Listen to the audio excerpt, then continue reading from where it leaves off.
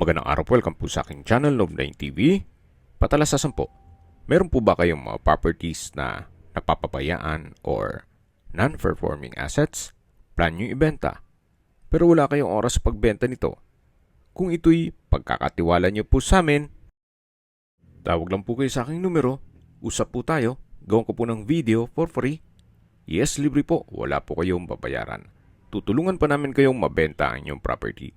Kami na po bala sa marketing, sa boosting or paid ads. Even sa tripping, hindi na po kayo mapapagod sa pag-entertain ng mga buyers. Kami na po bala sa lahat. Tawag lang po kayo. Nandito po tayo ngayon sa Nasugbu, Batangas kung saan meron po tayong bagong video presentation. Isang napakalaking property na may sukat na 3 hectares more or less. ito po'y titulado, buhay po ang may-ari, kaya wala po kayong maging problema sa documentation o sa transfer ng title. Meron pong 4 na structure dito sa loob at meron ding swimming pool. Yung first building na matatanaw natin ay yung guest house na may 4 na kwarto. Then yung second building naman ay yung kitchen o dining area na may storage room at may sariling toilet and bath. Yung third building naman ay yung main house na may 3 bedrooms, 2 toilet and bath. At yung fourth building ay yung music or entertainment room o conference room sa second floor. Ito pong property ay punong-puno po ng fruit-bearing trees at hilly ang terrain. Sa likod po nito ay may mini forest na preserve po siya. Meron din pong mga wild animals at meron din pong malaking puno. Sabi ni caretaker, nasa 50 to 100 years na po. Yung mga mulawin tree, acacia, simbabaw, kamagong, fire tree, Indian tree, at marami pa pong iba. Meron din pong sariling source of water. Although meron naman pong water district dito na nagsusupply. Ito po yung tinutukoy ko na guest house. Check po natin yung first bedroom. May mga double deck po siya. Hanggang sa dulo po yan. High ceiling. Maayos naman ang structure. Pati pintura nito. May 12 set ng double deck at 3 pool out bed. Labas po tayo para check natin yung kabilang kwarto. Yan po ulit yung unang kwarto o first bedroom. Paglabas nyo po, yan po yung driveway. Then lilipat po tayo dito sa second bedroom. Mula po dito, matatanaw natin yung main gate. Nandito na po tayo sa pangalawang kwarto o second bedroom. Same floor plan, same setup na may mga double deck, then may ceiling fan. So, ganun din po dun sa second floor. Yan po yung kapaligiran. Tunghayin nyo po. At ito naman po yung hagdan papunta sa second floor. Ito po yung naka-concrete and tiled staircase. Then, metal railing. Ito pong structure na makikita nyo ay yan yung banyo. Bali, 2 po yan. Akyat po tayo. Samahan nyo po ako. At nandito na po tayo sa second floor. Naka-tiled flooring na rin po. Ito pong wall ay naka-natural stone design. At nandito na po tayo sa third bedroom. Roof type po siya. Yan po yung hagdan, papunta sa taas. Yan yung open below at meron pong ceiling fan. Same design din po. May mga double deck. Mga 3 po yan. Then may pull-out bed. Then sa dulo po ay may sliding window glass. Meron din pong under stair storage. Ito pong hagdan ay naka-wooden staircase, metal handrail at railing. Check natin dito sa taas. Dito naman po ay malaki din ang espasyo. Siguro kahit 6 na guest, pwede po dito. Yan po yung open below. Then meron din pong glass wall and window. At bababa na po tayo para check natin yung ibang parte nitong guest house. Reason for selling pala, well, hindi na po maasikaso ni owner. Masyadong busy na siya sa negosyo. Kaya ibebenta niya na lang po ito. Tunghayan niyo po ulit itong third bedroom. Ito po ay loft type or may mezzanine. Labas na po tayo. Dito naman po sa kabilang side ay yung fourth bedroom o bangka-4 na kwarto. Hanggang dito po ay naka-natural stone design itong wall. At nandito na po tayo. Ito ay naka-wooden door.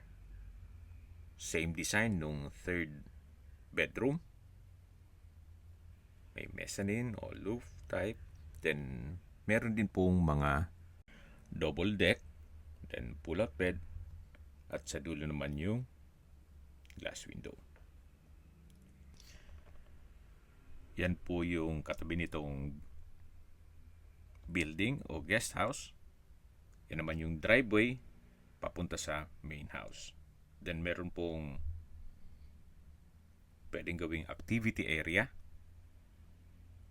Doon po sa tinutukoy ko na mga 2.8 hectares na mini forest ay meron din pong pathways. Hindi lang natin mapuntahan ang ngayon at umuulan, medyo madulas ang daan. Pero upon tripping, check po natin.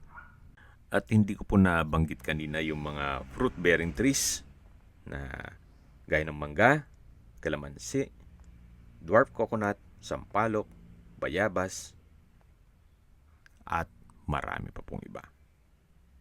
Yung kalamansi po pala ay nasa 200 trees. Ito po yung tinutukoy ko na banyo.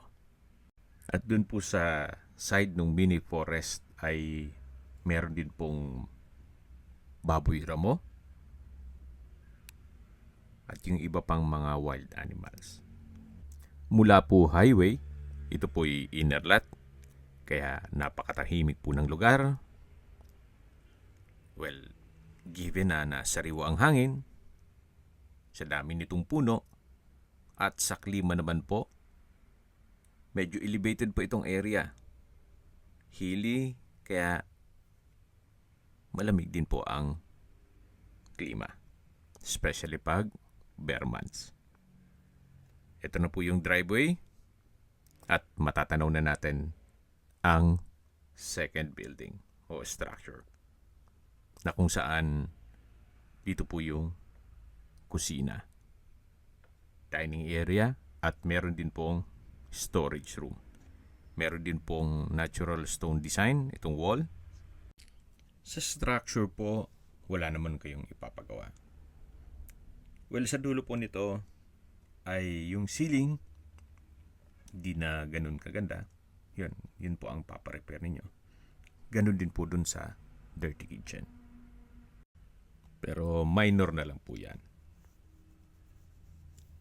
Dito po sa unahan ay meron pong ilang steps na hagdan. Yan po yung isa sa pintuan. At dito naman po yung dining area. High ceiling, open concept lang po ito. Then may tables and chairs. Well, I don't know kung isasama yan. Pero malamang aanhin pa naman nila yan.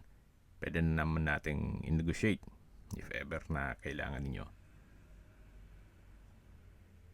Naka-tile flooring na rin po yan. At meron din po itong toilet and bath. May urinal, hand wash basin, tiled bathroom wall. At maayos naman po ang toilet fixtures. May bathroom window, tissue holder, water closet with bidet. Ito naman po yung shower area. Naka-tile bathroom wall na rin po. Solid wood door. Kahit ilang guest po ay kakasya dyan. Ito naman po yung main kitchen. Napakalaki din po ng espasyo. Mahaba po ang kitchen countertop. Stainless sink with faucet. Itong ceiling medyo pagawain na pero very minimal na lang po yan. Yung mga major na gaya ng structure, wala po kayong ipapagawa doon. Ito naman po yung access door papunta sa dirty kitchen. So may maliit na structure dito sa likod. Medyo may kalumaan na siya.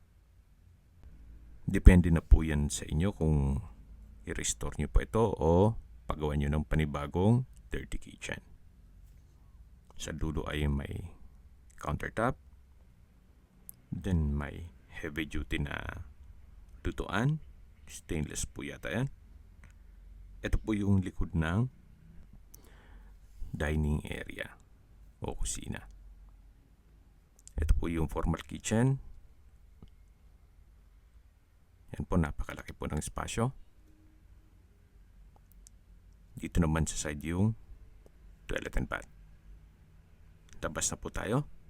Mula dito matatanaw yung main house. At dito naman yung storage. Katabi lang po niyan. Ito po yung driveway. At dito naman may trellis na pwedeng gawing hangout area. May mga natural stone design din po siya. At balik po tayo dito sa may driveway. Ito po yung main house. Pero bago check natin yan, check natin yung activity area na kung saan meron pong hagdan pababa. Then may railing na rin po siya. Ito po yung tinutukoy ko na activity area. Parang rotonda po yan. Sa gilid yan ay yung driveway. Paikot dito sa area na to. Dito po ay may malaking puno. At yan po ulit yung driveway. Ito naman po yung palabas sa main gate. Mula po sa highway, meron pong right of way. Gawa ng inner lot po ito. Ito naman po yung daan na papunta naman sa kabana na malapit po sa swimming pool. At meron pong hagdan dito. Yan, matatanaw na natin yung kabana o hangout area na may fish pond. Nasa elevated area din po ito. Ito naman yung tinutukoy ko na fish pond. Well, wala yatang isda. At dito naman po yung way papunta sa swimming pool. Ito po yung slide. Then ito naman yung hagdan. Hindi naman siya kalakihan itong swimming pool. Kaya hindi naman ganun kalaki ang magiging maintenance nyo nito. Sabi po nung caretaker, working naman daw po yung pump and filtration. Nilagyan po din na lang net para yung dahon hindi na direktang malalaglag dyan. Yun po yung main house at yung sa kabila naman yung conference room. Sa mga nag-skip po ng video, summarize ko lang po. Ito pong property ay nasa Nasugbu, Batangas. May total lot area na 3 hectares. Ito'y titulado, buhay po ang may-ari. At yung 70% nitong property ay preserve mini forest na punong-puno po ng mga malaking kahoy at may ilang mga wild animals.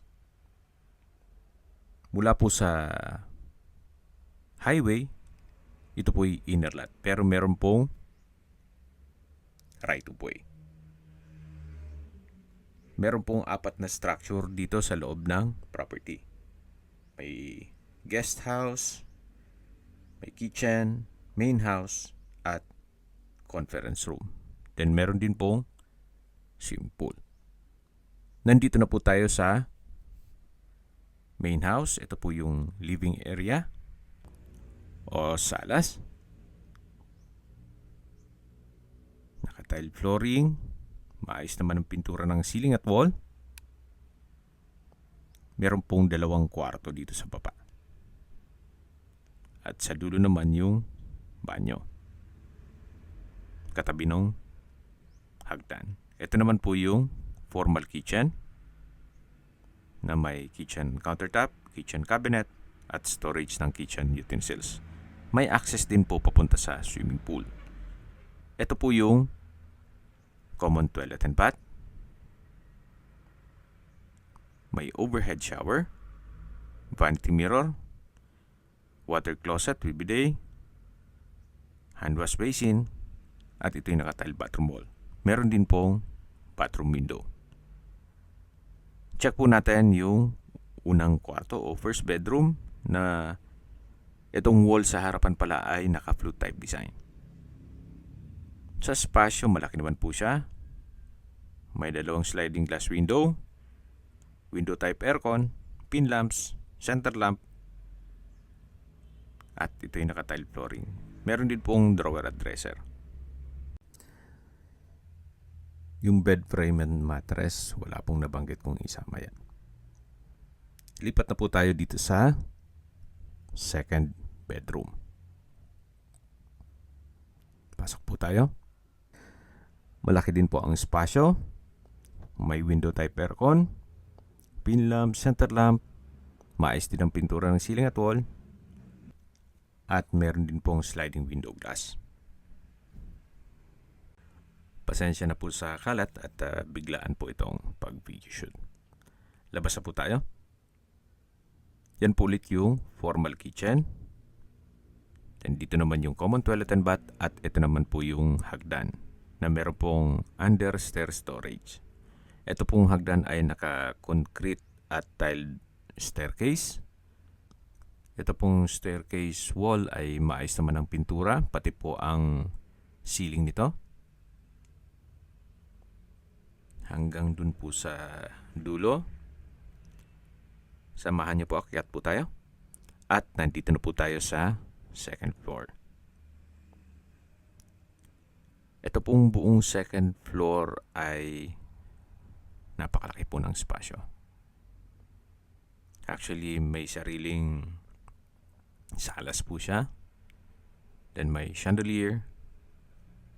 Meron pong access sa balkonahe. Ito pong main room ay hindi natin mapasok gawa ng may mga personal na gamit si owner. Upon tripping po, mag-request tayo. Bubuksan natin yan. Ito naman po yung balkonahe o terrace. Naka-tile flooring. Malaki ang spasyo. Yun po yung kusina. At dito naman po yung activity area. Yan po, tunghayin nyo po ulit itong second floor o yung main room. Dito naman po ay may another access door na may hagdan papunta sa may swimming pool at driveway. So may bukod pong daan nito kung sakali mananakalak dun sa ground floor. At habang pababa po tayo, maisingit ko lang po ang distance, location at travel time. Mula po sa bayang ng Nasugbo, ang distance is 8 kilometers at ang travel time is 18 minutes. Kumpleto na po doon. Kaya ng public market, groceries, convenience store, remittance center, banks, schools, church at hospital. Mula naman po sa ospital ng Nasugbo, ang distance is 8.8 kilometers at ang travel time is 20 minutes. Yan po yung lagi kong binabagit sa inyo na dapat nyong i-consider sa pagharap ng property. Ayun pong merong malapit na hospital. Hindi ko naman po sinasabing sakitin kayo. Yan naman po for emergency purpose lang naman. At mula naman po sa mga beach resort, ang distance is 7.9 kilometers at ang travel time is 19 minutes. Mula naman po sa Tagaytay, ang distance is 48 kilometers at ang travel time is 1 hour and 23 minutes. Mula naman po sa Manila o sa airport, ang distance is 77 kilometers at ang travel time is 15 minutes. Nadaanan na po natin yung music room at akit na po tayo dito sa last na structure o yung conference building. May balkonahe din po siya. Then may glass wall and door. Malaki din ang espasyo. May customized steel window. Then sa dulo ay may built-in cabinet. May banyo. Naka-tile flooring. So kung sakali man po na gusto nyong i-convert ito sa private resort para maging income generating, possible po. Kuha ng kahit po mag-accommodate kayo ng mga company team building. Dito po yung kusina. Yan po itong henyo po ulit. Napakalaki po ng espasyo. Pero kung ayaw nyo naman magnegosyo at malaking pamilya kayo, well, napaganda po nitong property na to. Kahit ilan po kayo, dun lang sa guest house, i-assume muna na kada isang kwarto, kahit 12 na lang. So, 48 ang kakasya na kagad dun sa 4 na kwarto. Plus po dito sa main house, may 3 kwarto. Then dito naman sa conference building, pwede nyo rin i-convert ito sa mga rooms. Siguro kahit mga 80 to 100. Ubra po. Kaya pong maka-accommodate lahat. Ito po yung music area. Yan po yung pwedeng mag-video, okay? At yan po ulit yung main house. Ito naman yung swimming pool. Okay, sa presyo na po tayo. Binibenta po ito ni owner sa halagang 59 million pesos. Hindi na po may iwasan ng mga komentong sobrang mahal. Okay.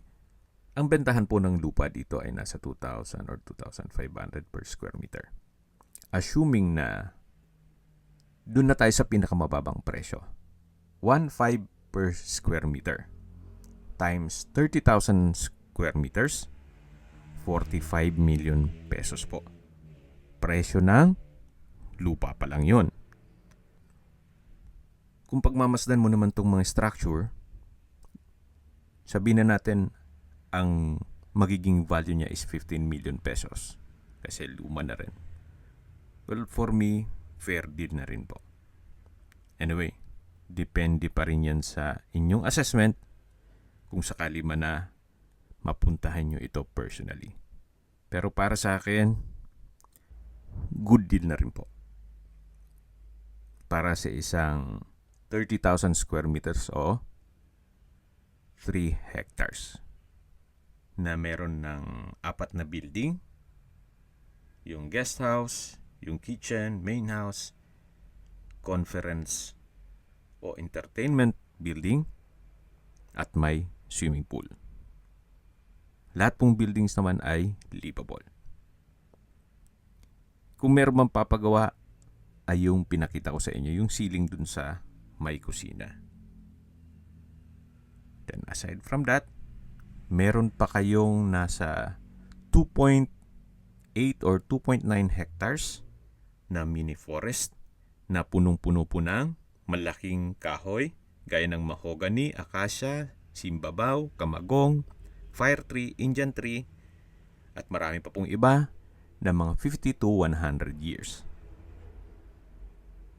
Meron ding mga fruit-bearing trees gaya ng mangga, dwarf coconut, sampalok, bayabas, kalamansi na 200 trees, at marami pa pong iba.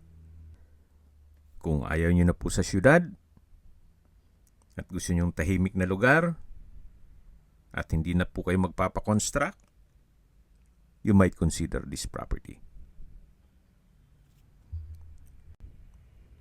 May access na rin po dito ng tubig, kuryente, at yung internet provider naman, pwede po kayong magpa-connect. Probinsyang-probinsya ang dating, napakatahimik, pero wala pa pong 20 minutes, nasa bayan na po kayo. Na kung saan, kompleto na po doon. At, syempre, kung papunta ka naman ng Tagaytay, 1 hour and 23 minutes lang po. Ito na po yung daan papunta sa main gate. Kung sakali man po na gusto magpaset ng tripping, kailangan po ahead of time. Gawa ng medyo busy rin po yung caretaker na mag-assist sa atin. At kung may mga katanungan po kayo, tawag lang po kayo sa aking numero. Sa mga kababayan naman natin nasa ibang bansa, meron po akong WhatsApp, Viber, Telegram, at meron rin po tayong Signal. Same number lang po, 0917-316-3399. Sa mga nagtatanong naman po ng aming Facebook, meron po aming Facebook page na Nov9TV at Facebook Real Video. Meron din pong TikTok at Instagram. May ibang YouTube channel po kami, the Nov9TV channel, Nov9TV Listings, Nov9TV On The Spot, Nov9TV Updates, at Nov9TV House Rental. Sana po naibigyan nyo ang video presentation. Paki-like and subscribe na lang po sa aking channel para ma-update din po kayo sa aking future listings. Kung sakali po hanap nyo yung mas malaking sukat ng lupa, meron din po kami ibang listings na pwede nyong pagpilian. Huwag po kayong mag-atubiling tumawag sa amin.